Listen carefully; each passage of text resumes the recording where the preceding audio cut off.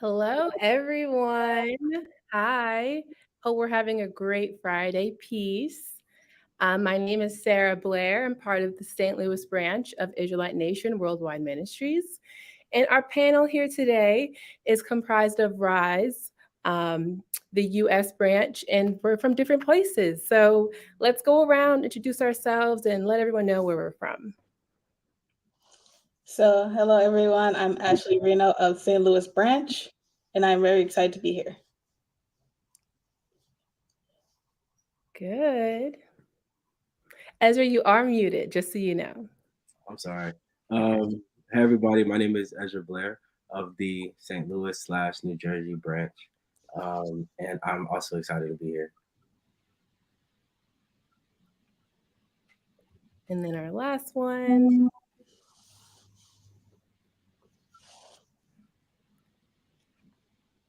I think her audio might. Yes, you might be muted, Rachel. We cannot hear you, Rachel. But this is Rachel. This is Rachel. She's from the Atlanta branch. And hopefully she'll be joining us back pretty soon. But yes, so hi everyone. So today is a really, really exciting topic. Today we are talking about time.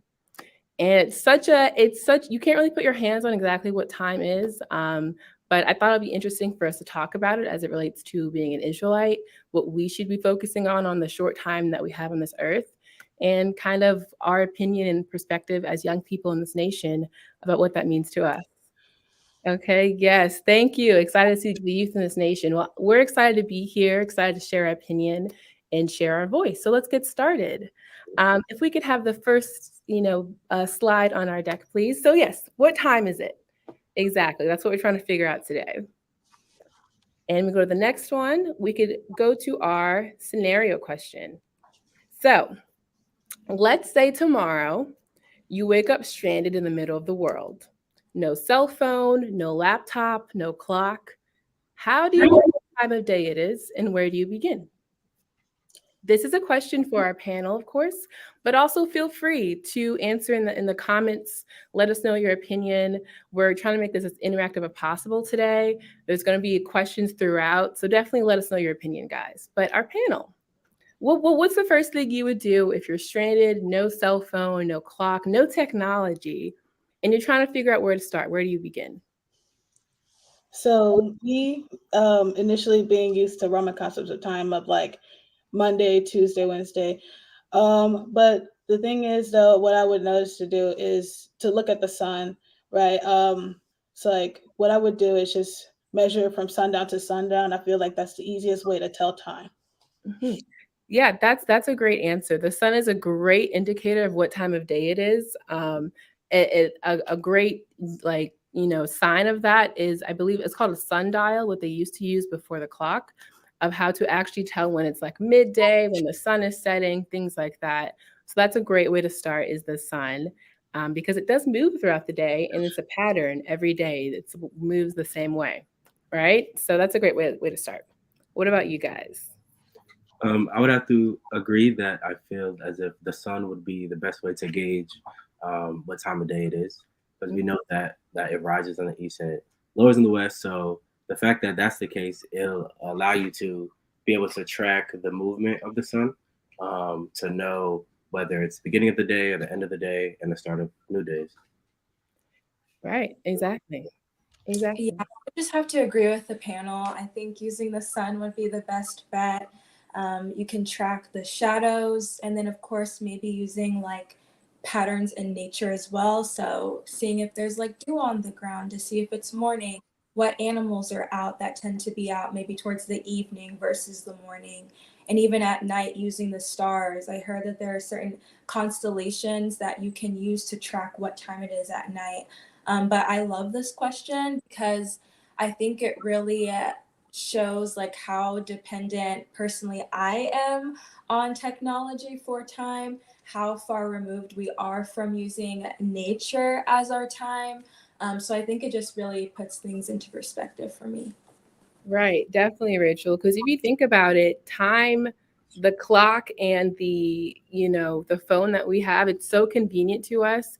it's just hard to kind of think outside of that about what time was before then, because life existed before us, right? And our ancestors had to go meet at a certain time, do stuff at a certain time during the day. So there definitely was a way to tell what time of day it was. So that's a really great point. And I love your point about nature as well, because the nature, the world tells us what season it is, kind of, what's happening. So that's a great indicator as well.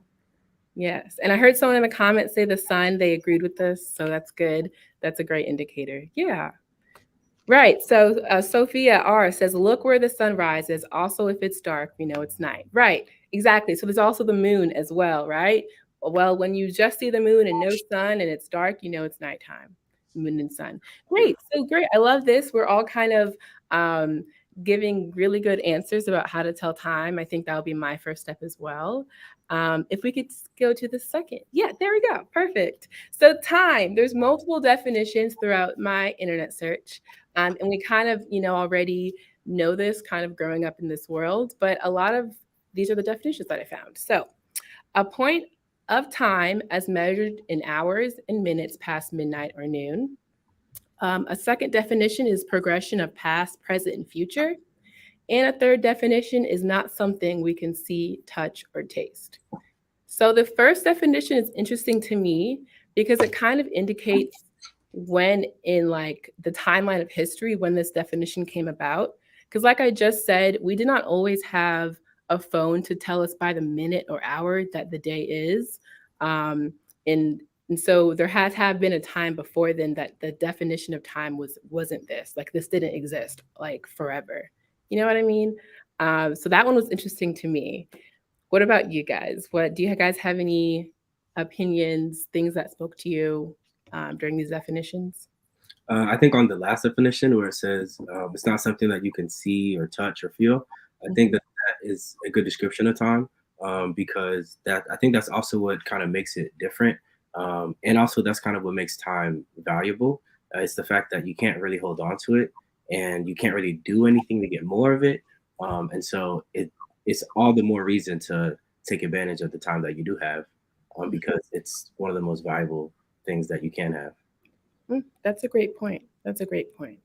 Definitely. What is it when people are diagnosed with terminal illnesses, the one thing that they wish they had more of is time, right? Exactly. Like, would you rather have, if you could have everything you ever wanted, but you'd have less time, like maybe you wouldn't want that, So right. Mm-hmm. Exactly. What about you, Rachel?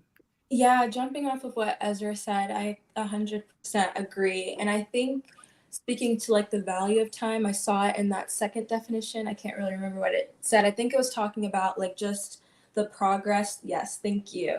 Progression of past, present, and future. And to me, I think it just really shows how like growth can be intrinsically tied to time as well. And just the importance that time plays into our life. Like Ezra was saying, it's so valuable. You want to hold on to it. As youth in this nation, we have so many adults telling us, do stuff while you're young. Don't wait until you're old. Like, do things now because time is not promised. And that's what I also see in that last definition as well, is just how indefinite time is. And so going back to Ezra's point, it really is precious, and we can't necessarily live every day like we necessarily have a future. And what I mean by that is we really have to be intentional about the things that we do, about finding our purpose, because time is so limited on this plane, I'll say. I love that. I love that. I agree with everything you just said. Definitely. All right. So I even just to start off this conversation we're about to have, the idea of why question time, right? Like why is this conversation so important for us to talk about? Why is this something that we feel like us as youth should talk about? Why question time? I know personally for me, it's so intrinsic in a lot of our lives, right? Like we grew up learning about Monday, Tuesday, Wednesday, learning about January, February, March, right? If we have a meeting or a date to go to, it's like, 6:30, 7 o'clock, right? Like it's so part It's so part of our world that we live in every day. I think it's definitely like about time we start thinking about it and talking about it, and what does that mean to us as Israelites, right? So definitely excited to continue this conversation.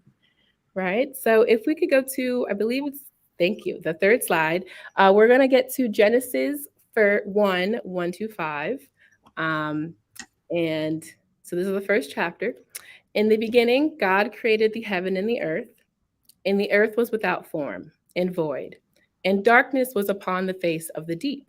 And the Spirit of God moved upon the face of the waters.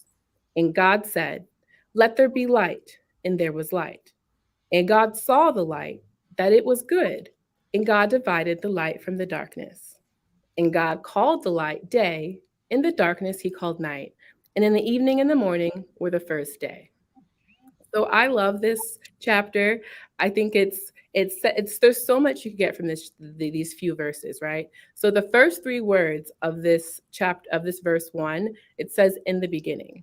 Those few three words, they mark the beginning of time. It uses a word that we use to describe time, right? Beginning, middle, end. And it's marking this is the beginning of time. And then it goes on to describe what happened, right? The earth was formed.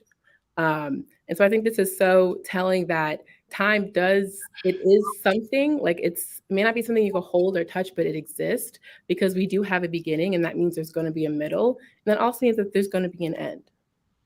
All right. Yeah. Yeah, So I would just go you ahead. can go. Sorry. No, I was just saying I so just appreciate this topic that we have tonight, because it's really deep, and I think it really puts things into perspective. Like even reading that prior verse talking about like just the importance of beginnings and how beginnings really set the foundation of our lives, and that's where our beginning as Israelites are. Just like increases the significance of Genesis chapter 1 for me. So I just think this is a really great perspective and something to consider of how crucial beginnings are to our lives, and then asking ourselves, so what does this beginning, what comes out of this when we read Genesis 1? Right. And I think like another thing to add to that is the fact that you can kind of see how the God of Israel is even thinking these things about, like, even before he creates us, or even before he creates humans, he's already created this concept of time, the concept of light and darkness, and the concept of day. So him even establishing the first idea that us on this planet can attach to for time. Mm-hmm. Right, exactly. And if you see in the actual verse, it talks about how the light and the darkness like that was, he said, God said that it was good, and then that was the first day, right? So it's already establishing a cycle of something. At this point, we don't know what, but there is light, and then there's day, and then now that's the end of it, right? So we have the beginning of the day and the end of the day.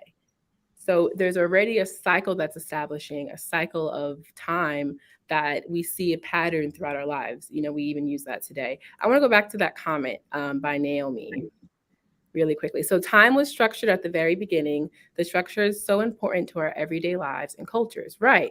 So it's so weaved into our lives. It's so important. So I love that word. We're talking about this, but yes. But like, I'm sorry.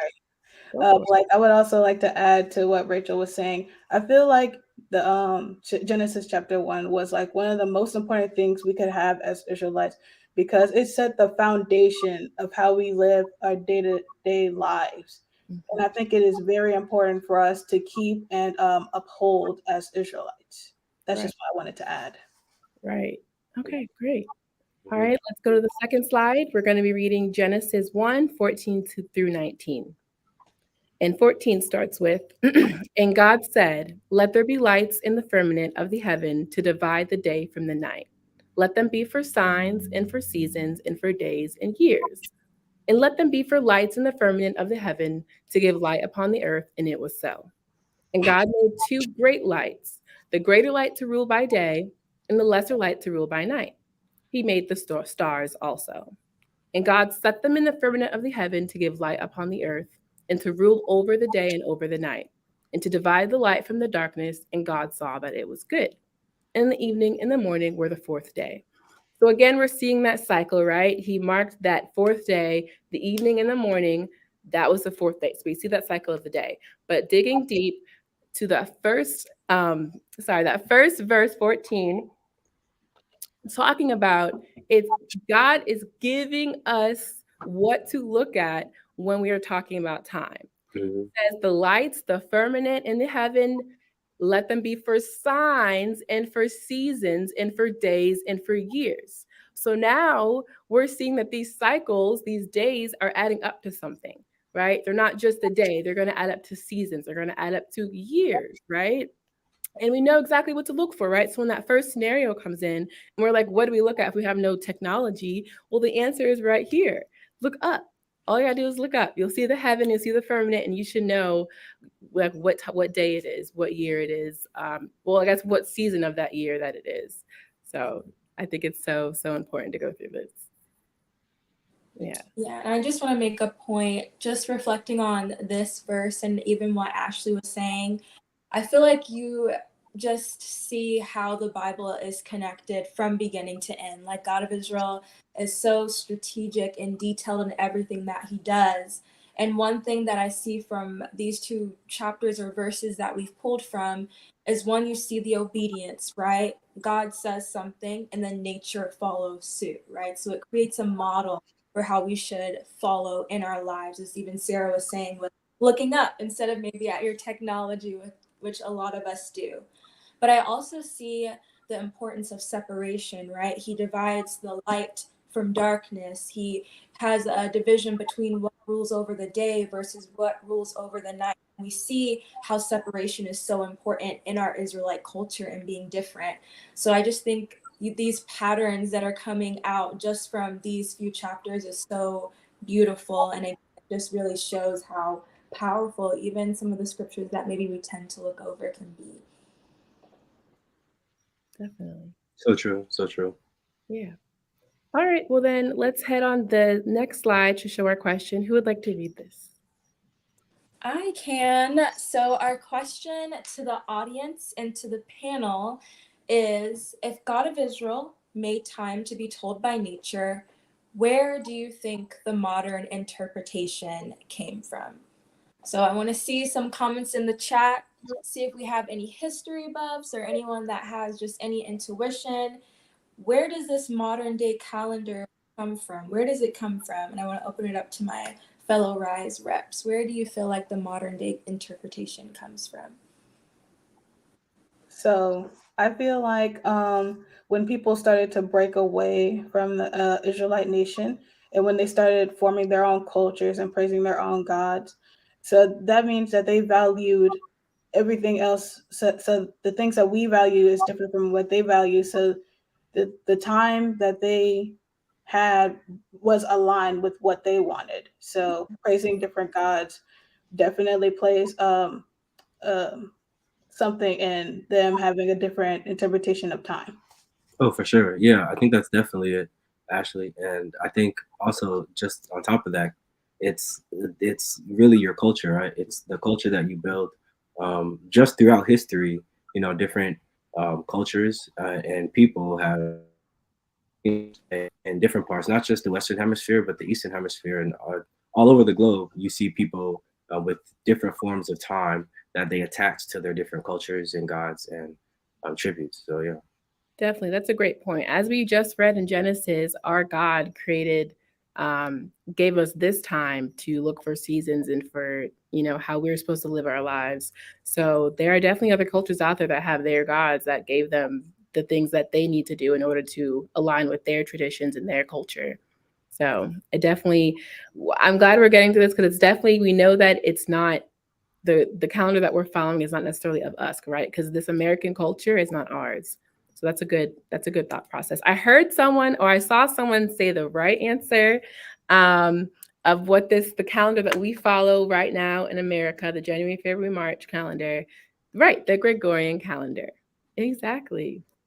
So let's go to that slide if we can. And I'll go ahead and read this one. So this is the answer. Kudos to who said Gregorian calendar. This is just going to give a brief background of that origin. So the solar calendar of ancient Rome is actually what gives rise to our modern Western calendar. So the Julian calendar, named after, we all know, Julius Caesar, approximated the solar year to be 365.25 days, and then it inserted an extra day each 4 years.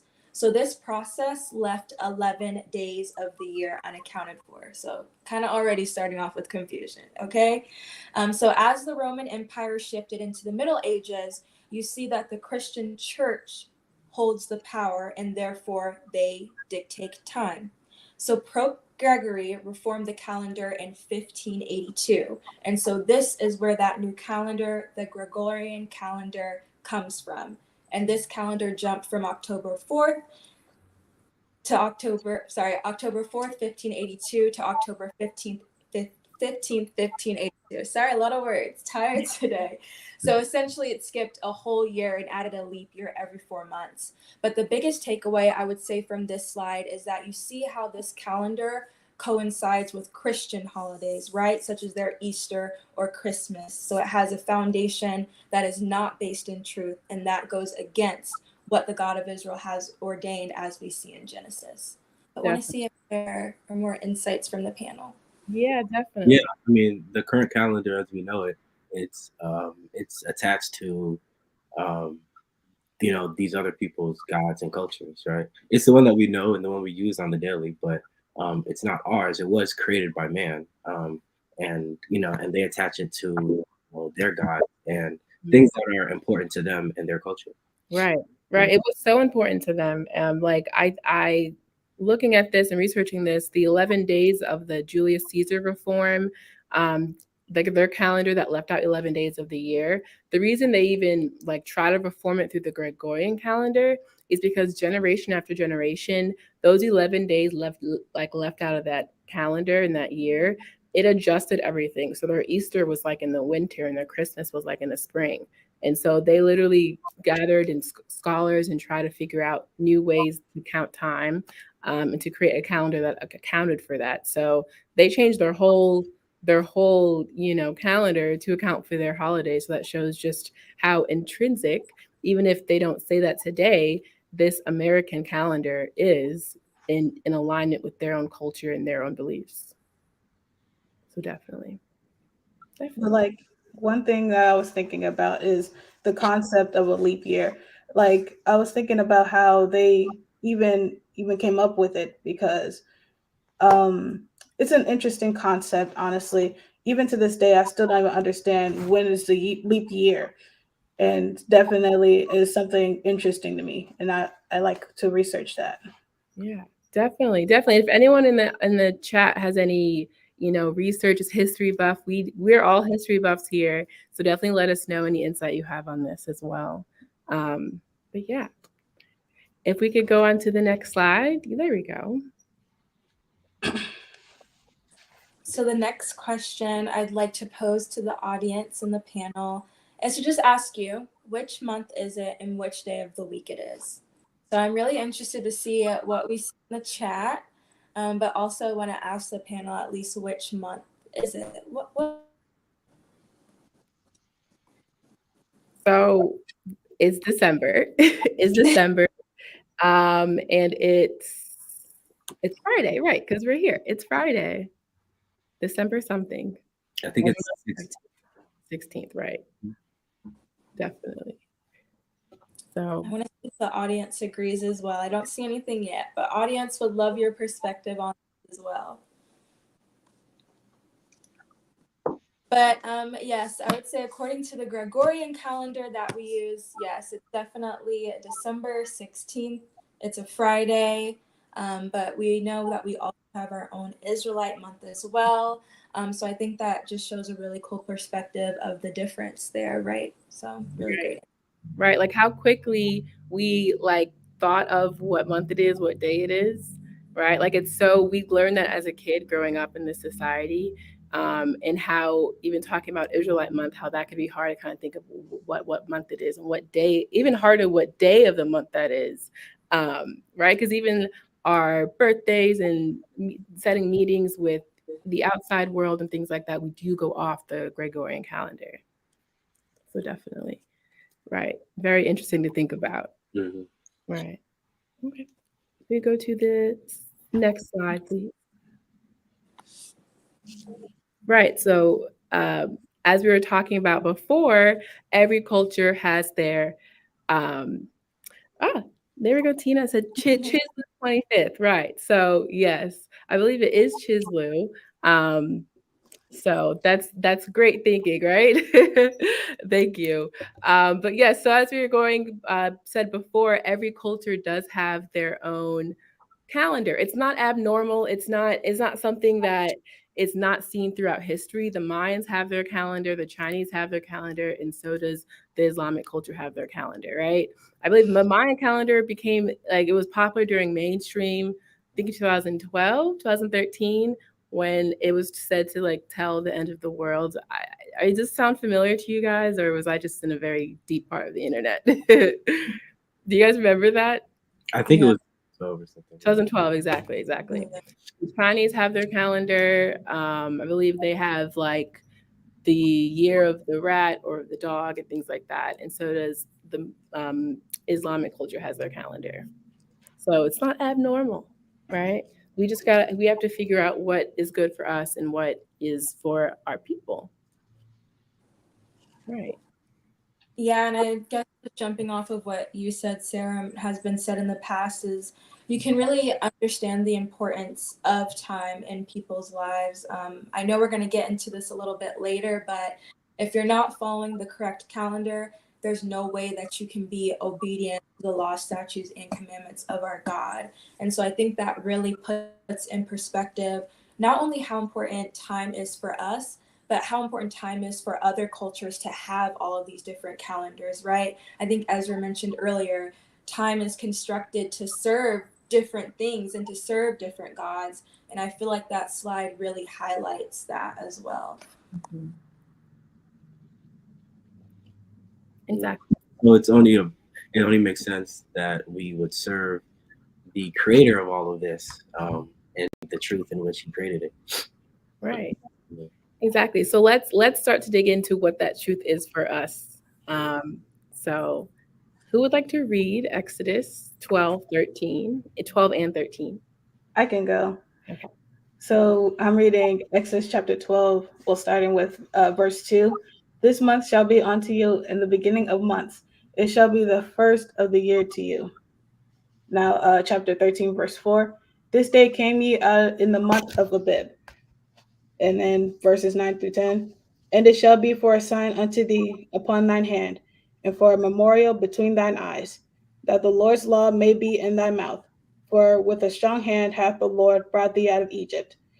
Thou shalt therefore keep this ordinance in his season from year to year. So these verses exactly detail how we should tell time as Israelites.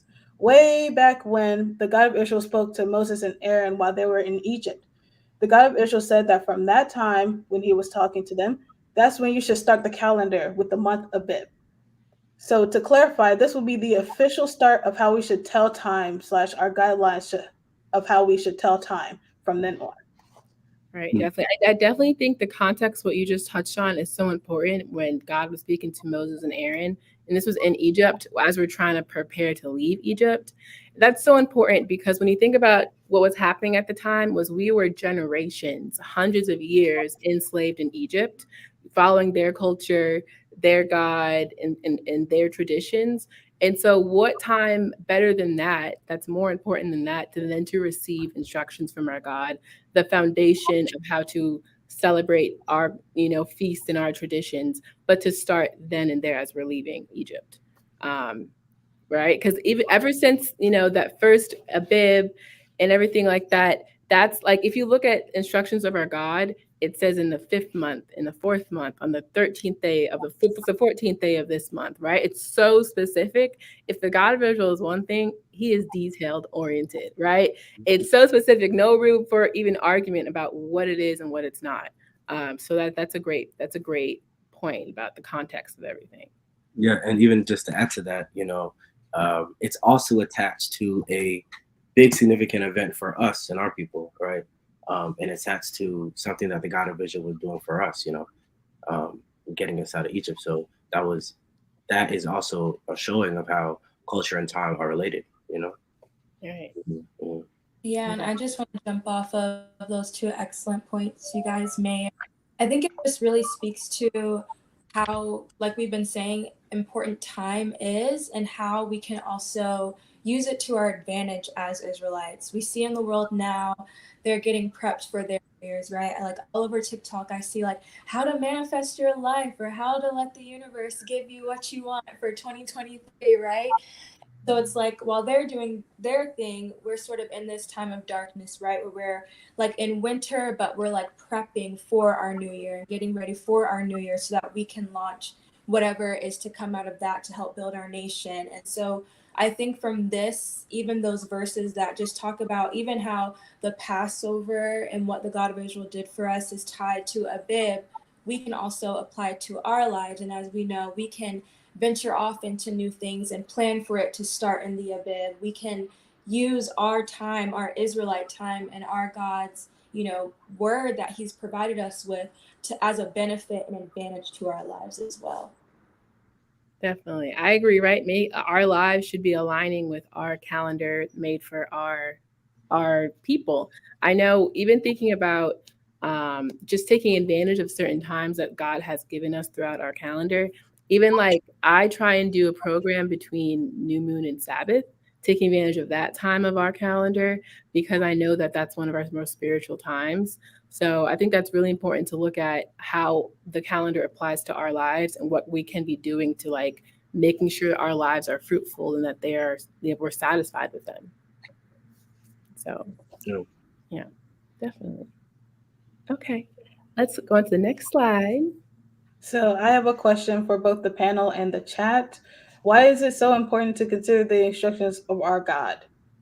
And I'm just wanting to see any interactions. Panel, what are your thoughts? Yeah, this is a good question. Whenever I think about sort of the laws and the instructions that the God of Israel gives us, I like to think of it in terms of like that parent-child relationship. And so it's like the God of Israel is giving us guidelines to follow our life and rule our lives so that we can benefit from it, so that we can be aligned with Him spiritually, and so that we can continue on this pathway of truth. And so I think it's so important to consider the instructions of our God because it's really the difference of being on the side of Lucifer versus living up to our namesake as seeds of Abraham. And so that's just my perspective. I see it as that parent-child relationship. Like these are the things if you follow, you'll be taken care of. This will help nourish your spirit and keep you strong. Well, I mean, yeah, and I think that's kind of what parents are for, right? To guide their young or their children who may not know too much, right, through their life. So to listen to the instructions of our God, the Creator, no one knows better how to live this life, than the one who created it. Right. So, yeah. Just to add on to. I like that point a lot. I think when we talk about nature is such an amazing teacher of what we're supposed to be doing as human beings, as children of Jacob. Nature is very obedient to the time and season that which it's in, right? If you look at leaves, they're not blooming in the winter, they're falling in the fall to be bare in the winter, right? They have a time for everything that they are going through. And so just like nature is obedient to the laws of God and the laws of the world, we need to also do that as well, be obedient to our culture and our tradition, and making sure that we are taking advantage of this relationship that we have, because we have a very exclusive relationship with the God of Israel. He gave us these instructions. When is a bib, when is Passover, when is tabernacle. So we just need to be able to, do what we need to do. Mm-hmm. All right. Definitely. And then I think something that's also interesting, I think Naomi put in the chat just about how, I might share the quote, so don't be mad at me, Naomi, but thank you, moderator. without this, we have confusion. And I think that's so important, right? Everything has its purpose. As we've mentioned, everything happens in its own time and season for a benefit from us, right? These instructions, as Naomi said, are our foundation and not only benefit ourselves, but I just think of like Israel as a community. If we follow these instructions that the God of Israel's given us, within that, it teaches us how to treat our brethren, how to care for our brethren, how to pass down this word and knowledge from generation to generation, and to do that in a way that uplifts and glorifies not only ourselves but our God, and it takes away from that confusion that Naomi said. So I think that's a great point. Definitely. It's definitely chaos if we don't like take this into account. Like imagine trying to have a meeting with someone and they're not that you can't agree on when time started. So you can't agree that this is actually, this time of the day. This is actually this month, right? Kind of the foundation, having a foundation that you agree with and that you're obedient to, it just lays everything for everything to make sense as you keep going down the line. And you can kind of see that show up in our lives just as Israelites as well. I don't know if you guys have had that experience, but there are sometimes when, like, say you ask for your time off for like a bib or upcoming holy days, because our calendar and time doesn't follow the one that the world looks at. Sometimes you have those like nosy professors or whatever that will be like, well, you didn't ask for this time off the same day last year, and then you have to like go through an explanation like, well, we follow a different calendar, all of this. Like, I feel like that's a great example of that confusion when time is not in alignment. Definitely. I've definitely had that experience. I've had someone tell me, hey, like I don't see your holiday on like the American calendar or something like that. So I'm like, well, you're looking at the wrong calendar, first of all. So that's so relatable for me as well. Yeah. Okay. Let's keep this going then. Who would like to read this? I could read it. Okay. It's 25, 1 through 5. And the Lord spake unto Moses in Mount Sinai, saying, Speak unto the children of Israel, and say unto them, When ye come into the land which I give you, then shall the land keep a Sabbath unto the Lord. 6 years thou shalt sow thy field, and 6 years thou shalt prune thy vineyard, and gather in the fruit thereof. But in the 7th year shall be a Sabbath of rest unto the land, a Sabbath for the Lord. Thou shalt neither sow thy field, nor prune thy vineyard. That which groweth of its own accord of thy harvest thou shalt not reap, neither gather the grapes of thy vine undressed, for it is a year of rest unto the land. So, I mean, here we see how even the actual land itself, right? We have our own, Sabbaths and the moons that kind of allow us to keep track of time and stay on pace with the God of Israel schedule and the time and the months that He gave us. But even the land, right? As we say, God is in nature, and even the land itself has their own time of rest as well, right? So all living things need their time of rest and have certain schedules. And so we see that it says that the land shall keep a Sabbath in order for the land to rest as well. So it's very interesting. Yeah, it's like no matter where you are, you see the parallels. Like in Genesis, we saw nature being obedient, and even here we see it being obedient. And you just also see the parallel between like the seed of Lucifer versus the God of Israel. Like we live in a time today where like time is so valuable, yet there's like a push for like exploitation to happen, I guess is what I'm saying. Like a lot of times we don't allow the land to rest. We have like genetically modified animals and like fruit that we're all eating. Like you can get an apple outside of its season. Sometimes, it's imported, and other times it's like, where is that coming from? A lab. So you really see the difference in how just sustainable Israelite culture was. We were an agricultural people. We understood that things need rest, things need time. And in the end, what I see is like an act of selflessness as well, because when you take care of the land, that means that it can last longer for future generations. I know there's like a hot term of like climate change going on around now, and how like the world is going to end in a few years. And a lot of that is linked to how exploitive we've been of our land and of nature because of time. And so I think this perspective is just really cool. Definitely. I think it's so interesting. I agree with everything you just said. I think it's really interesting that just as we have a Sabbath, children of Jacob, the land also has a Sabbath. Also, Sabbath, yeah. Right. I think that's just that fact is so interesting.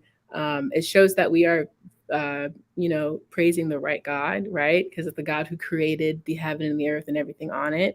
Right. And I think Ezra said this one time, it's the closer you are to the creation, the closer you are to the creator. Right. And so just seeing that we have that parallel with the nature and how that works, it's really meaningful to me. Yeah. Definitely. Can we go to the next slide? All right. Ecclesiastes chapter 3, verses 1. Now, this I think is very relatable to what we've been talking about. To everything there is a season and a time to every purpose under the heaven, a time to be born and a time to die, a time to plant and a time to pluck up that which is planted, a time to kill and a time to heal, a time to break down and a time to build up, a time to weep and a time to laugh, a time to mourn and a time to dance, a time to cast away stones and a time to gather stones together, a time to embrace and a time to refrain from embracing, a time to get and a time to lose, a time to keep and a time to cast away, a time to rend and a time to sow, a time to keep silence and a time to speak, a time to love and a time to hate, a time of war and a time of peace. Right. And I think we love, the wisdom of Solomon. And, I think there's so much wisdom in these words. And I encourage anybody to finish this chapter because I feel like there's definitely a lot in this chapter. But, the importance of these words, it's very telling about, the journey of life. Right. And that, every good has a bad, right? And that the bad is never all of it, but neither is the good, right? And so there's that balance and understanding that there's a time for everything, and that there's a time and place, on this earth for different things at different times. There's a time to laugh and enjoy the people around you, and there's a time to be sad, and neither one is necessarily better or worse than the other. It's all just a part of the journey, right? There's a time for everything. Yeah. Definitely. One of like talking about life and mental health and all of that. If you go to a therapist and tell them that you're depressed or that you have having a panic attack or things like that, having mental issues, one of the first things that they're going to try and tell you and let you know is that this is not going to last forever, right? This is happening at this moment, but there will be a time where this is over. And I think that's so important because there will be ups and downs in your life, and you have to realize that it's going to ebb and flow, right? The good is not going to always last forever, and the bad is not going to always last forever. I feel like that makes me, as I reflect on that, I try and really hold that near and dear to my life as I carry out throughout my days, because it makes me really appreciate the good and slow down during that time and take it all in, but also know when I'm down and bad and having those bad days that this will not last forever, that I'm in charge of the kind of change, and I can make that happen to where I have a good day or a normal day the next day, and then it keeps going up to a good day.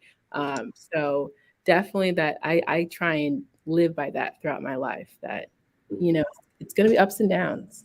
Yeah. And if you keep reading the chapter, it talks about how because of that limited time that we have, on this planet, that it's important that during that time, that we don't waste that time, right? And that we do something with that time, and that we allow ourselves to enjoy that time, even through the ups and the downs and the different trials, that we still allow ourselves to enjoy the time that we do have, because, you don't know. Right. Mm-hmm. But I would also like to piggyback off of what Ezra previously said about the balance. I really appreciate the power of balance because that's what makes us human, like the ups and the downs. So like say for example, there's a rich person, they have everything they could ever want, right? And you would notice that they have barely a line of personality. So having a balance of goods and bads that can definitely help us create character. It can build character. And we as humans, we learn from our mistakes. And so if we never make mistakes, like if we just have money, you can pay for this, pay for that, we would never be able to learn how to be human. And that is very important for us to be. Mhm. I so agree with that. Ashley, a great point. I think unfortunately, I've learned more from my mistakes than I've learned from my successes. And that has carried me on throughout life, right? Like once you learn from a mistake, the like value that you learned is like embedded in who you are now. It's part of your identity. Um, so that's a really, really good point. Very good point. Yeah, definitely. Mhm. All right. Let's get on to the next slide. Speaking of being connected to nature and science, so it's known that the average cell in your body has a lifespan of about 7 years, right? And we know the significance of seven in our culture. And they say that every 7 years you're almost a new person, right? You're almost a different person because the cells in your body have now formed new cells, right? So you're constantly kind of growing and improving, even just if you look at it at a scientific level. And here at Israelite Nation, we always acknowledge, the importance of seven and the importance of, how if you just look at our lives, how every 7 years we find ourselves in a different stage of our life. And if we can go on to the next slide. Right. So every 7 years is a different stage in our life, and I think it's important that we acknowledge that because who you are when you are in the ages between 14 and 21, is not the same person that you are in between ages 42 and 49, right? So we're constantly seeing the progression of life through time, and I think just acknowledgement of those 7 years is important, which is why I think we take that seriously here in the Israelite Nation, to bring people aware, of this journey that they're going on. That way, they have those moments that they can stop and reflect, think about, kind of what's happened in these past 7 years, and how they can prepare, for the next stage of their life. And that just shows the wisdom of our God and the wisdom in how perfect and beautiful our culture is, because it's naturally in our traditions that we do stop every 7 years and make sure that we are looking back at the past and planning for the future. Just how mentally and physically our life is separated in 7 years, how a 7-year-old and a 14-year-old are going through different stages in life. That's something that we commemorate through the glory of our God. So that's just very telling of how perfect this culture is. Mm-hmm. But like also one thing that I've noticed when looking at the graph is that throughout all these stages in our life, we never stop learning. Back to my previous point about how we always learn about from our mistakes. And so we as human, we never stop learning, and it makes us all better people in the end. Mm-hmm. I Very true. so I'll go ahead. I so agree with what you're saying, Ashley. And I think it really just puts things into perspective on how important like reflection is during these different times of our life. To just look back on where you were at each cycle and who you are now and where you're going is so, I think, powerful. And not a lot of people have that ability or even that concept or characteristic embedded in their culture like we do. So it's really cool to see it on a biological standpoint, from a science standpoint, to see how it aligns with what we do culturally. And I think, as we mentioned this before, and Sarah mentioned that really great quote that he said, I might butcher it again, but you just see how everything is aligned. What is it like? The closer you are to creation, Creation. the closer you are to the creator. I'm a coin that. But no, you really see it in those 7 years for sure. Mm-hmm. And I think if you talk to most people, most people they can even. Well, I guess we can get into the next question because I think it kind of was going to talk about That can we get to the next slide? Yeah. So if you speak to most people can really identify something significant or something drastically different that they went through, whether it was an event or a moment of time that they went through in each of these stages in life that kind of maybe drastically changed their perspective or drastically, changed something in their life, whether it's even just a mindset. So we know that, from ages 0 to 7, you're kind of just getting your ground on the earth. You're a newborn.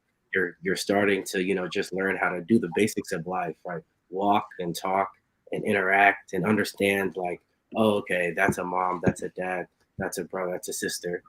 Kind of colors, and the idea of counting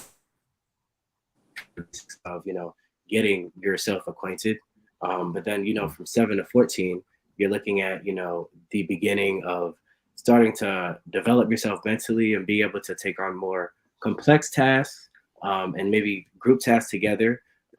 Be left a little bit more alone sometimes, and being able to critically think. I think 7 to 14 is maybe the age of the beginning of being able to critically think deeper.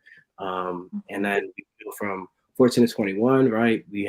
There's puberty time, and there's also the time of adolescence, the beginning of before adulthood, not quite adulthood, but you're still kind of learning the steps to become you as an individual. Kind of at this point, you should have all the basics down. I hope have all the down and kind of be able to navigate life and kind of maybe it's the beginning of that navigation, beginning of that curiosity, and then from 21 to 28.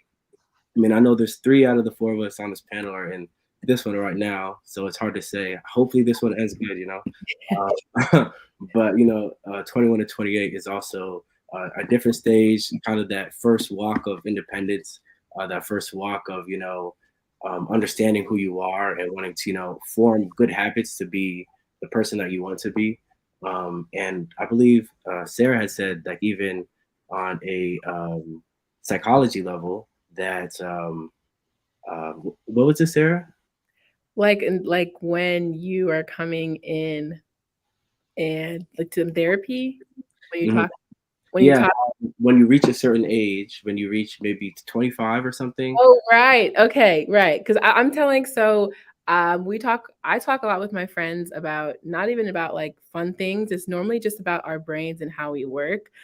Because I think right now I'm 23, and I think we're like Rachel, you're 23 as well, Yeah. right? And Eddie's 22. And so we're in a time of our life, just graduated college, trying to figure out that things are starting to kind of click. What happens up until like you're 21 is that your brain is forming neuron pathways. It's creating those neuron pathways. It's trying new pathways, right? That's you building habits and building patterns in your life.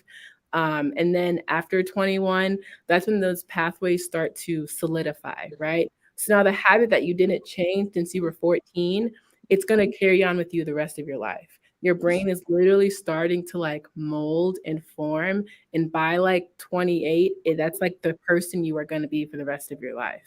And so I find that so interesting because I feel like I feel that. Like, not that I'm saying I feel stuff in my brain solidifying, but I feel that in my personality, even just talking to people, I feel like my opinions are solidified. My identity is concrete. That it's very different than who I was as a 21-year-old. Mhm. Yeah. Just very true. So I think even just for the audience, like it's um, even though I think I encourage you guys to also think about maybe where you were every 7 years and maybe write in the chat a milestone or something that you can think of, or maybe it was like from 14 to 21 this happened, or 21 to 28 this happened, that kind of maybe changed my perspective, or I ended up doing this and that happened. Because you'll find that usually there's something, yeah.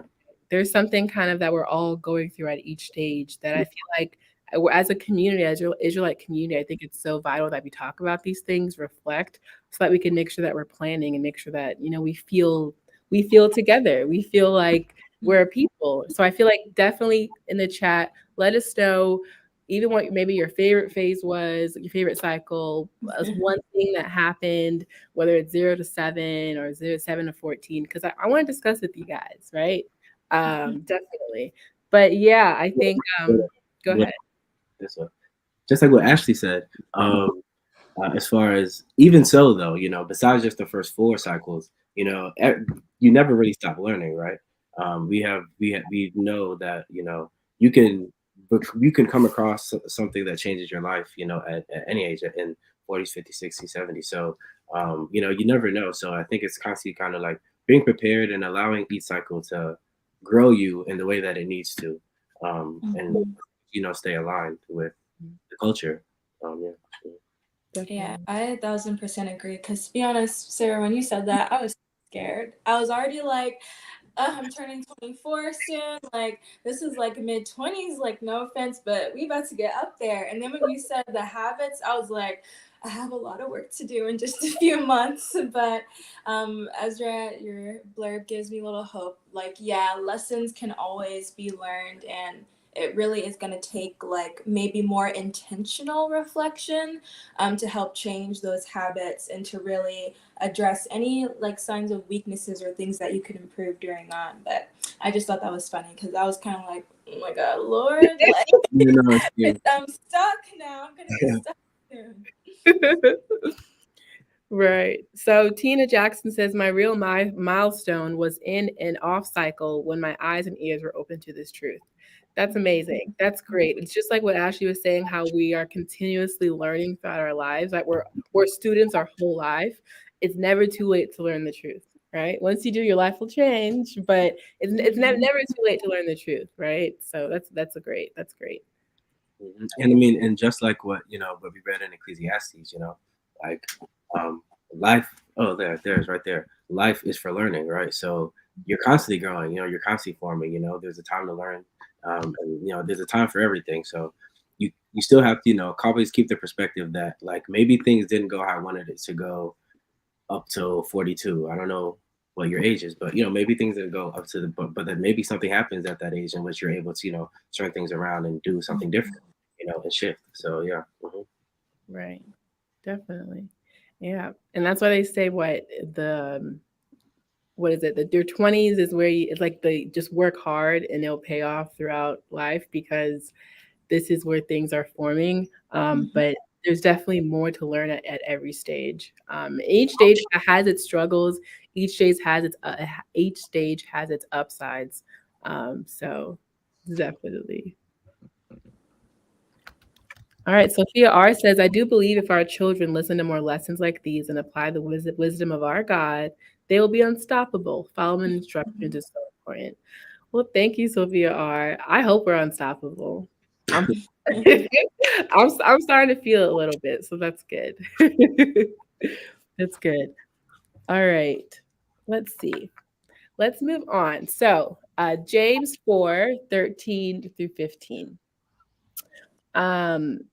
Go to now, ye that say, today or tomorrow we will go into such a city, and continue there a year, and buy and sell and get gain.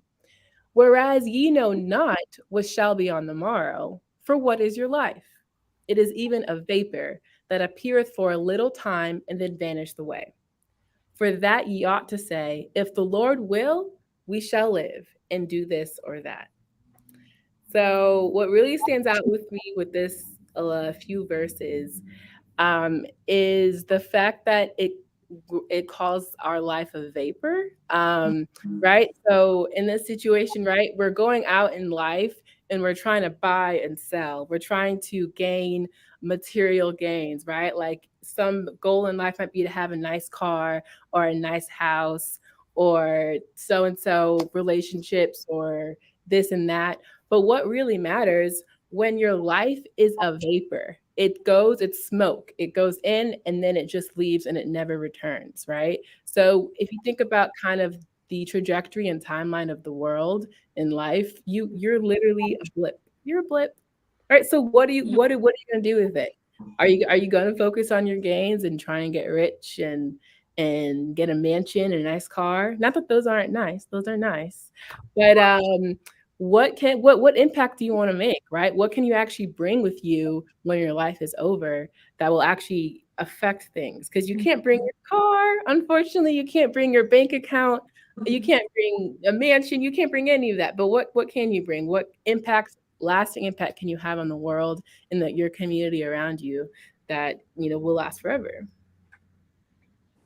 Yeah, I probably think about this way too much. I always use the analogy or phrase like life is like a glass, it's very fragile, and this life can end at any moment.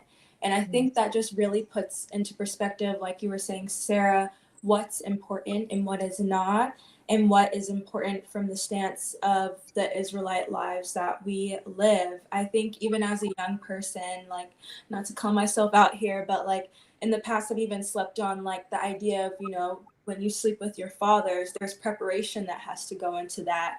So maybe not assume that you're gonna I would love to live to like 100 or whatever, but making sure that I'm preparing for what is most important in our Israelite lives. So it's scary, but it just, like you said, provides a lot of perspective, especially being young, because I think a lot of times we assume things that lead us to focusing on those materialistic items. Definitely, especially when we live in a world that does focus on those materialistic items, right? Social media makes that very apparent, what the important thing in people's lives are, because they're always posting about money, cars, like relationships, like that's what their focus is on. And I think it's important for us to remind ourselves that we are not the world. We do things differently. So that's just not, important to us as Israelites. Like I also, sorry, would like to make a point. Like, I think it's important for us to find a purpose in our life because it's statistically proven that the longer you live, the shorter life will feel. And like you'll like look back like at high school, like that felt like yesterday. Yeah. And so living a life without a purpose can definitely feel like there's a void in your life, and like it's important for us to find that driving force and like to leave a imprint on the world. Absolutely. Definitely, right? High school does feel like yesterday, and it was years ago for me. So, it's so true. Life goes by so quickly. What are you gonna do with it? Right. Well, thank you for the donation, Tina Jackson. Thank you. Definitely appreciate it. All right, let's go on to the next chapter. So we are reading Luke 19, and it's 12 to 24. So 12 starts with, he said, therefore, a certain nobleman went into a far country to receive for himself a kingdom in return. And he called his 10 servants and delivered them 10 pounds and said unto them, occupy till I come. But his citizens hated him and sent a message after him saying, we will not have this man to reign over us. Right? So we have a nobleman, he's in a kingdom, and he's about to leave, and he gives his 10 servants each a pound. Right? So at 15, it came to pass that when he was returned, having received the kingdom, then he commanded these servants to be called unto him, to whom he had given the money, that he might know how much every man has gained by trading. Then came the first, saying, Lord, I have gained 10 pounds. And he said unto him, well, thou good servant, because thou hast been faithful in a very little, have thou authority over 10 cities. So he's rewarding this first servant who came to him, who had first had 1 pound, and he traded and he gained 10 pounds. Now he's over 10 cities. If we go to the next slide, it will continue on with verse 18. And then the second came, saying, Lord, thy pound hath gained 5 pounds. And he said likewise to him, be thou also over 5 cities, again rewarding him for this. And another came, saying, Lord, behold, here is thy pound, which I have kept laid up in a napkin. For I feared thee, because thou art an austere man. Thou takest up that thou layest not down, and reapest that thou didst not sow. So this servant comes and he has the pound in a napkin, didn't gain or lose anything. He hid it away. And he's showing the Lord back what he gave him. And this is his response. And he said unto him, out of thine own mouth will I judge thee, thou wicked servant. Thou knewest that I was an austere man. Austere means strict, by the way. Taking up that I laid not down, and reaping that I did not sow. Wherefore then gavest not thou my money into the bank, that at my coming I might have acquired mine own with usury? And he said unto them that stood by, take from him the pound and give it to him that hath 10 pounds. So he's punishing him for not doing anything with the pound that he gave him. And this is a parable that is talked about a lot throughout the Second Testament. I believe there's another one about talents that kind of have the same meaning behind it. It's right. We have this life. We established our life as a vapor. It goes in and out. You can't get it back. What are you going to do with it? The answer is not to do nothing. You can't do nothing, right? What good is a light if it's under a bushel? It can't light up any darkness. What good are these pounds if you're not doing anything with it, right? If you're not gaining or even risking it, losing it, learning from it, and gaining next time, right? You can't just sit back and do nothing. That wasn't our purpose on this earth. That wasn't why God gave us this amazing life. It wasn't to sit down and do nothing. We have a purpose that we are set on this earth to do. And yeah, definitely. I think that's so important to look towards as young people, because we're trying to find that purpose right now. Yeah. Yeah, so true. I mean, you can't take the life that you're getting. I think it's like, it's a metaphor, that you can't take the life that you're given, for granted. You don't want to just take life and then you just kind of hold on to it and you play everything safe and you don't, take any risk or try and expand or grow anything.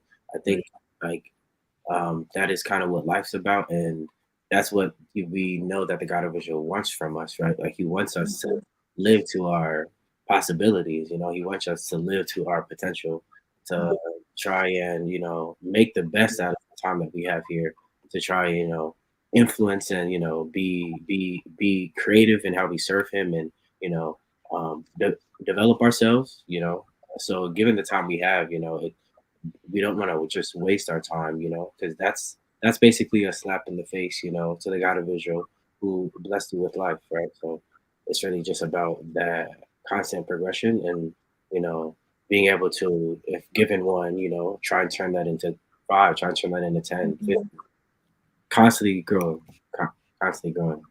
Mm-hmm. I agree. I think sometimes it's hard for people to know where to start, especially when it comes to like leaving a legacy for Israel and using your talents. But I would just implore people to just try, explore, see where you can help and what gets you excited and impassioned, and hold on to that to sort of lead you to your legacy.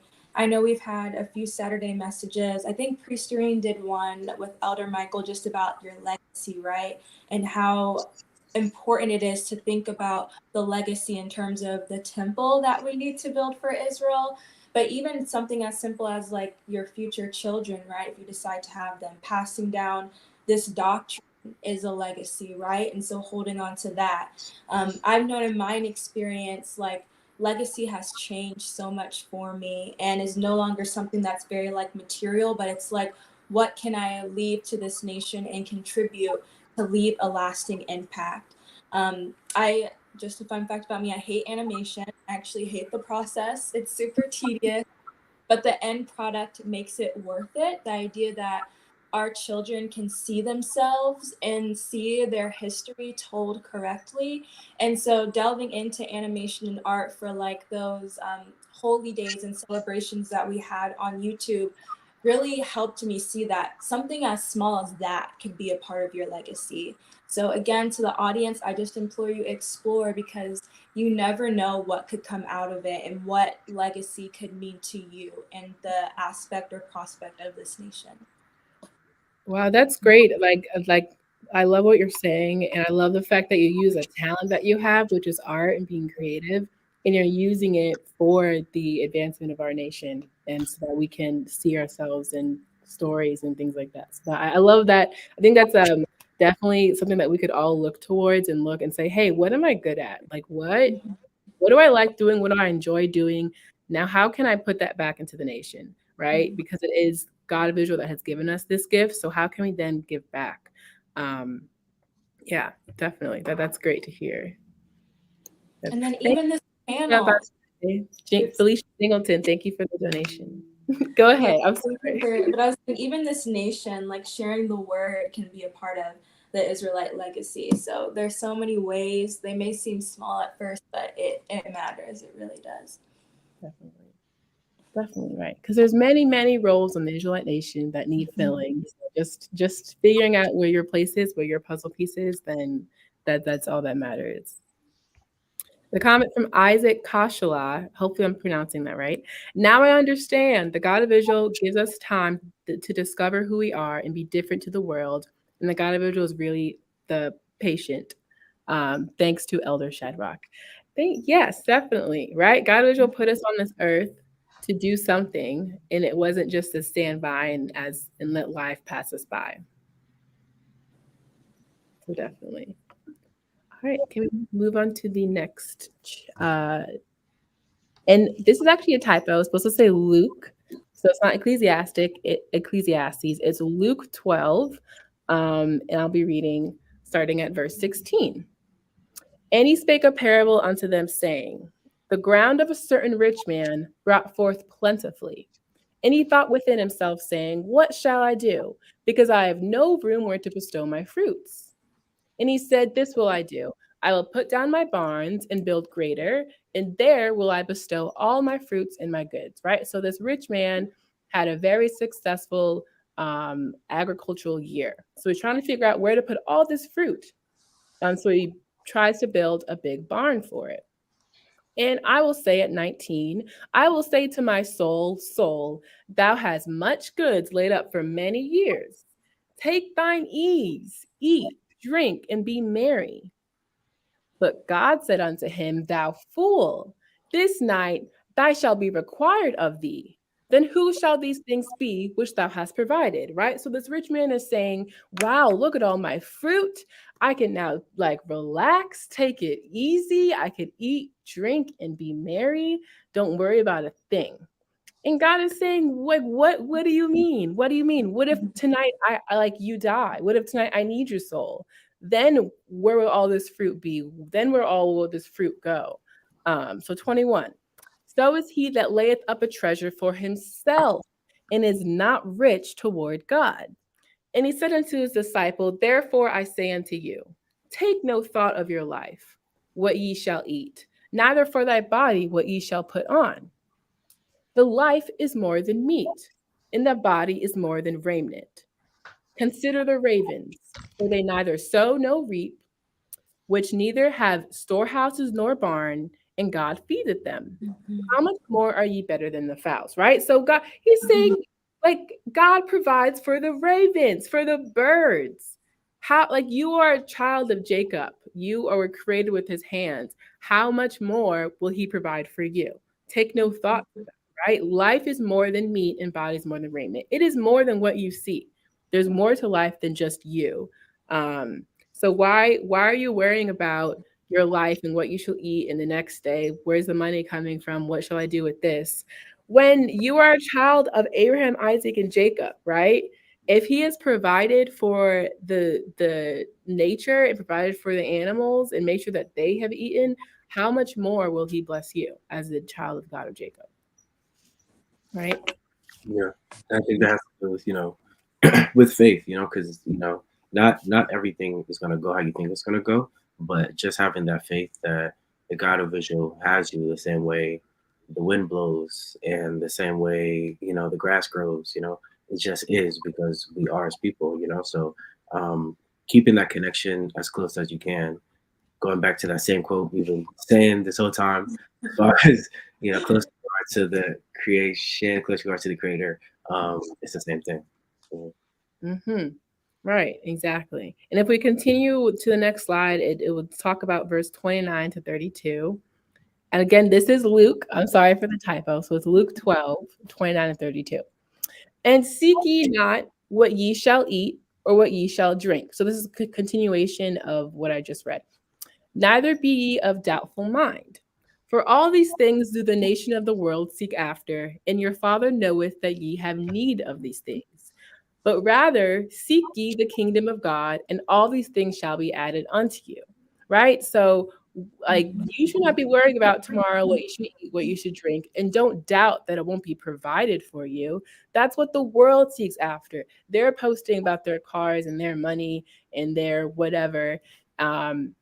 But the God of Israel knows you need these things. They knows you. He knows your very wants and needs. So rather than seeking those things, seek ye first the kingdom of God. Make sure that you are right with God and with Israel. And all these things shall be added unto you. Fear not, little flock, for it is your Father's good pleasure to give you the kingdom. He wants to give us these blessings. It's only us that gets in the way of this, right? So we have to first seek the kingdom of God, making sure that we're right with our brethren, following the law, statutes, and commandments. And then these things will be added unto you. You will see the blessings come your way tenfold more than you could ever imagine. Yeah, that's a word right there. That's a proverb, Sarah, right there. I feel like that's so comforting given the time that we're in, the time of darkness. Again, I am so grateful to be on this panel because it even provides perspective into my life. Because I think we just get into the grind of things. You know, you go to work every single day, you have goals in mind, especially as a young person. Like, there's so much that feels like needs to be done.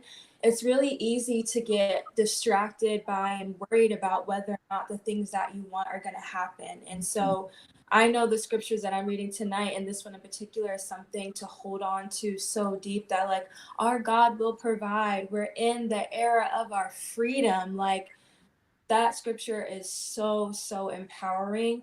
And I really feel like if anyone is going through a hard time, or you even feel that your attention has sort of shifted, that's such a great scripture to realign yourself with what matters, and that's our God. Very, very, very true. Very, very true, right? Keep your eye on the prize. Keep your eye on the ball. This world is very good, and I'm guilty of this, of distracting us from what we need to be focusing on, right? It's very glitz and glamour. It's very surface level, but it looks very pretty out there, right? But just being able to like realign yourself with the truth and make sure that you have like good people around you that can do that as well, makes all the difference. I want to ask a question to, of course, the panel, but also to out there, definitely write in the chat, what do you ask for when you pray and how do you ask for it? That's the question. And I'm asking this because right now, personally, like I said, I'm 23, I just graduated. I'm trying to figure out what I'm doing for the rest of my life. And so I've been going on these job interviews. And I'm realizing before I go on a job, I always pray. And I realize when I'm going on these jobs, what I ask for is for me to get the job, right? I ask for me to get the job. And I notice that as a pattern throughout my whole life. If I feel like I need something, I want something, I ask for that thing. But what I'm realizing, what I'm reflecting on, is I don't ask if this is right for me, right? So I'll say, I would love this job. Please give me this job, God of Israel. But I'm trying to change my framework to be like, okay, let me get this job if this is for me. If this is on my path, if this is going to help my nation, then let me get this job. If this is what you want for me to do. So I'm just curious, what are some of your reflections of the way you pray? What do you ask for? How do you ask for it? So Yeah, go ahead, Ashley. sorry, you can go ahead. No, you're good. Okay, so without being like too personal, I ask for things such as forgiveness because, like, you know, me as a human, I'm always making mistakes, and so asking for forgiveness is so important to me because it's like it's important for me because it entails like this is the path that's for me, like, and also with the fact that I'm trying to think of it. I'm sorry. You can come back to me. Okay. No, I was going to say, I so relate to your journey, Sarah, because that was me like a year ago. It took me like a year to get the job that I have. And through that, how I was asking for my prayer was also like a huge thing for me as well. Similar to you, I learned throughout the process that really, again, tying it back to Israel helps so much. I'm always looking to say, God of Israel, if this job or what I'm looking for is meant for me, allow it to be, but also here's what I see, how it can benefit the nation, whether that's skills that I may acquire from this job that I could apply to whatever project I'm working on, or even just a different mindset and perspective of just growing and seeing how I can apply that to the nation as well. I always say when you're praying, think about how it will give back to the God of Israel, and use that to petition your God, to petition your Father. And remember that it's an intimate conversation, right? You're building that relationship. So what can you do even outside of that ask to show, to further build and strengthen that relationship, whether it's getting to work in the nation, singing more, like making this worship session have the best vibes, energy, spirit, etc. Like just really looking at how you can tighten up that relationship and apply what you're getting back to the nation. To give back should be our mentality. And that showed a lot of movement in my life. That's great. And Miriam J says, not only asking for things, but promising that I'll give whatever I learn back to the nation. Definitely. I think that's such a great point. And Definitely. Yeah, go ahead, Ezra. and even just to add to also just understanding, like there's different types of prayers, and that like you would give different prayers based off of different times and different reasons, right? So some prayers you might be going through something that you need this prayer to be about.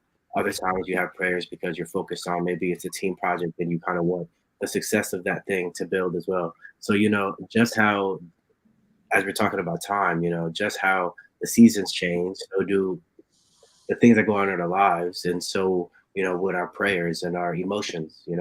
And so just as the ups and downs, and just even quoting back to Solomon, a time for this, a time for that. I think that also applies, to prayer as well, and exactly what you ask for, because I think you might ask for something different when you're 7 to 14 versus what you're asking for, when you're in your 50s, 60s. So different stages, whether you're looking at your whole life, or you're looking at small stages in life too. Different moments, I think, would also have different prayers.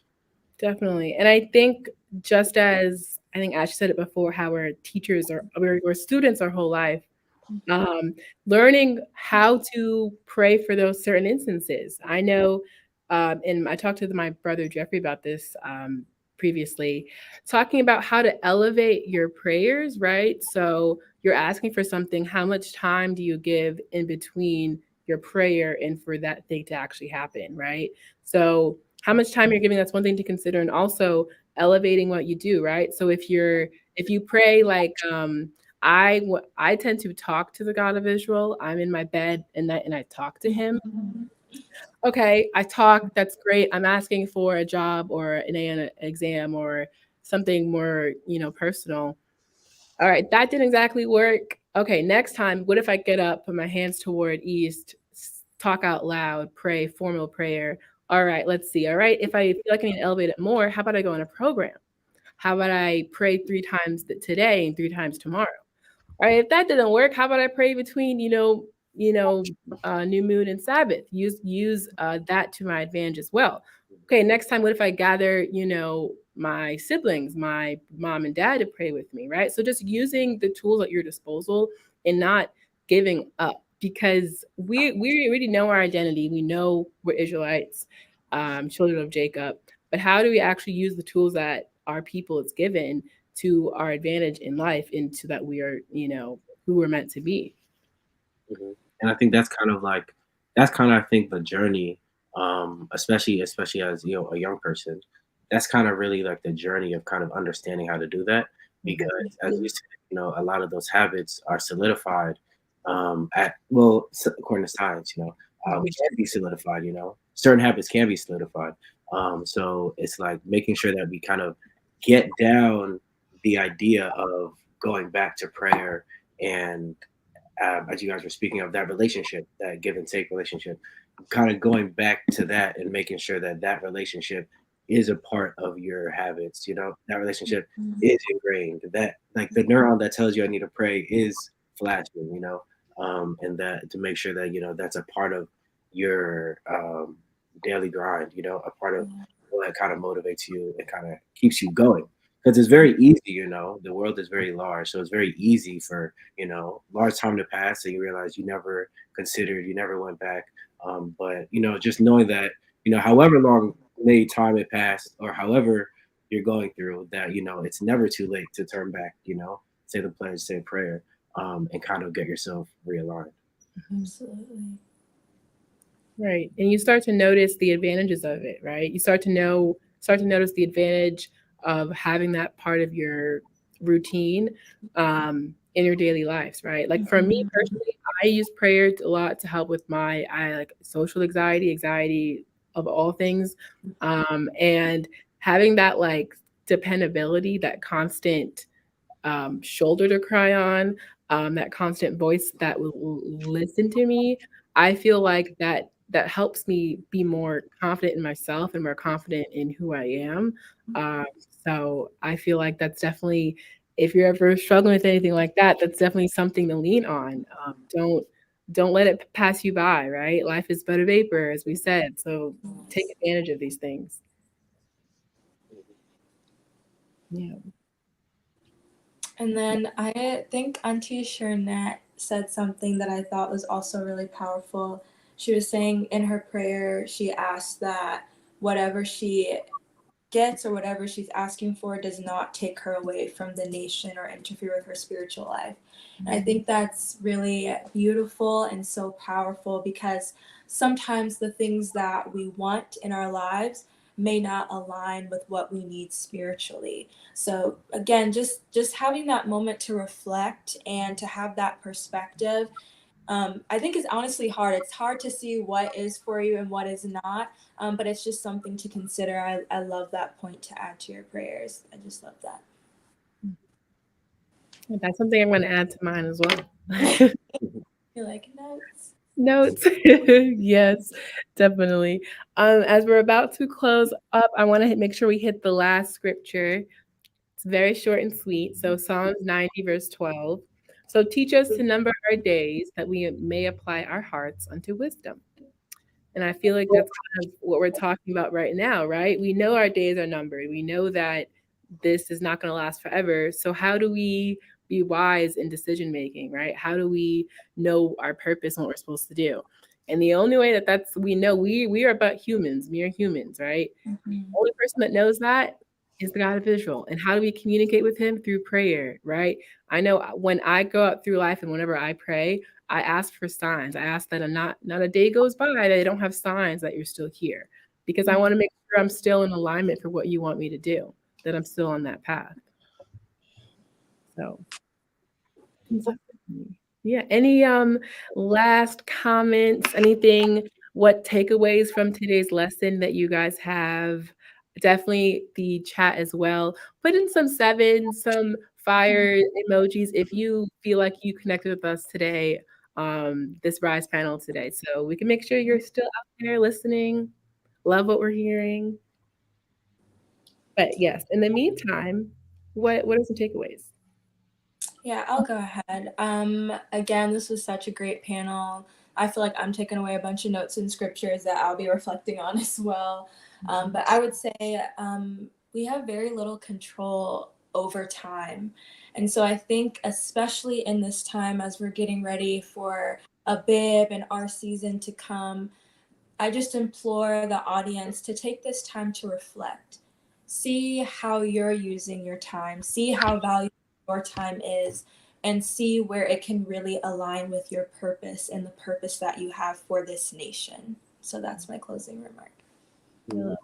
And also, to understand that life is short and long. I think, life is short, so you want to always go for like what you want, and take those risks and believe in yourself and believe in our God that you're able to do whatever you want to do. But it's also long, and that it's never too late to learn from your mistakes, and to keep growing.